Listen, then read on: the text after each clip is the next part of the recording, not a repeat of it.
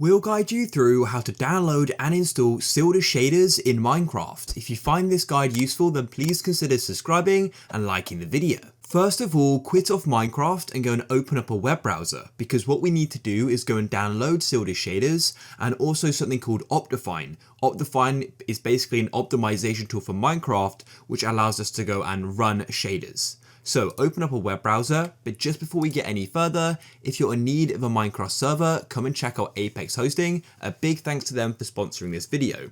Just to show you some of the features they've got 24/7 servers and support, so you can get help anytime you need it, DDoS protection, one-click install mod packs, and so much more. There'll be a link down below in the description and the pinned comment, and at the moment you can get 25% off your first invoice, so check them out if you're interested. But anyways, back to the guide. First of all, we're going to go to a site called CurseForge. So type it in just like so, and CurseForge is where we can go and get Sildurs shaders from. So come to the website, click on Minecraft, and you can click on search, and all you want to do is type in Sildurs shaders like this. And here they are, Sildurs Vibrant shaders. Click on them, then come along the row of options and click on Files. Now, what you want to do is choose what type of shaders you want. They range from light to extreme. So this is going to depend on your computer. If it's a lower spec, go for light. If it's a very powerful computer, you can go for extreme. And also the different options as well here are depending on the different versions of the game. So the most recent is for Minecraft 1.20.1. So just note that, because therefore you'll then need to get the same version of OptiFine. So in my case here, I want to go and get Sildurs shaders medium for 1.20.1. So I'll click on the three dots and click on download file. And so what this means is that I'm then going to go and get OptiFine for Minecraft 1.20.1 as well. Now that you've downloaded the shaders, open a new tab and go and search for OptiFine, just like so, and go to optifine.net. Go and click on downloads at the top, and then you may need to click on show all versions, and you need to go and find which version of OptiFine you want. As I got shaders for 1.20.1, I'll go for this option here. So go and click on download, you'll be taken to an ad wall. Just be aware this is an ad here, so if there's a download button, that isn't for OptiFine, it's for the ad. You'll need to click on the skip button, and then we'll get taken back to OptiFine. You can click on download, and it's now downloaded. You can now go and close out of your browser, just like so.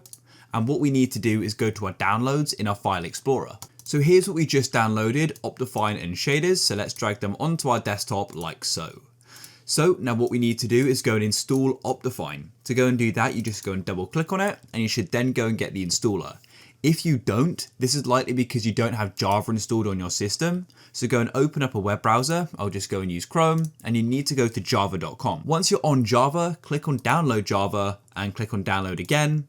It'll then go and download, and you then just need to go and install it. It's a super easy process to do, and after you've installed it, come back to OptiFine, click on it once and right click on it, click on open with, and then choose another app.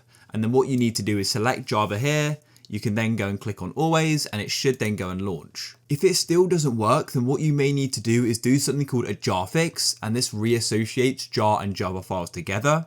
So to do that, you'll need to go and open your web browser. You can search for jar fix. We have got a video on this. This is the site here by Johan.